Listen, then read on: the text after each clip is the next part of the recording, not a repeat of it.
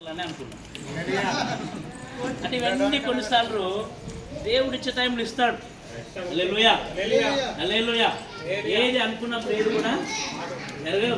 కానీ అనుకోవడం, దేవుని మీద ఆనుకోవడం, దేవుని మీద ఆధారపడడం, ఇవన్నీ పెద్ద మన జీవితంలో గొప్ప అనుభవంగా ఉండాలి. మరి రూతు బెంజమిన్ వారి జీవితంలో దేవుడు అనుగ్రహించిన ఈ కృప, ఈ మంచి నిలయం వచ్చిన వాళ్ళందరూ సంతోషపడ్డారు. చాలామంది మరి భోజనం చేసిన వాళ్ళు, చేయని వాళ్ళు అందరూ వచ్చినటువంటి ప్రతి ఒక్కరు ఆనందంతో సంతోషంతో వెళ్ళారు. కాబట్టి ప్రియులారా, మనం కూడా దేవుని యందు మనం జాగ్రత్త పడి బతకాలి. హల్లెలూయా. ప్రతి గృహంలో ఏముండాలి?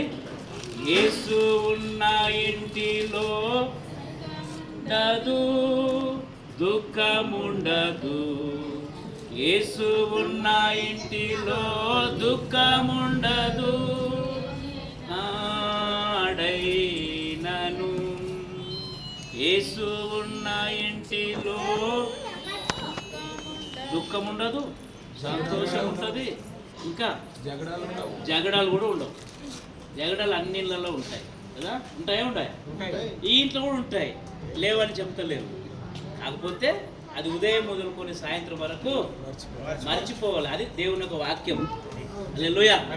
ప్రతి ఇంట్లో ఉదయం సూర్యుడు అస్తమించినప్పుడు సాయంత్రం ఉదయం ఉదయించి ఎక్కడ ఉదయిస్తాడు?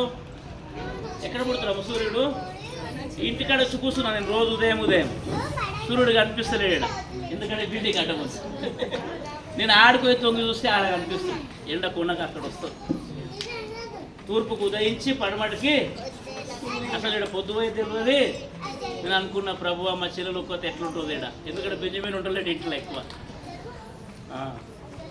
కానీ దేవుడు యొక్క సన్నిధిలో మనలోనే ఏది ఉన్నా ఉదయం మొదలుకొని సాయంత్రం వరకు మర్చిపోవాలి. అది సాధ్యం ఎవరికైతే దేవుడి బిడ్డలకు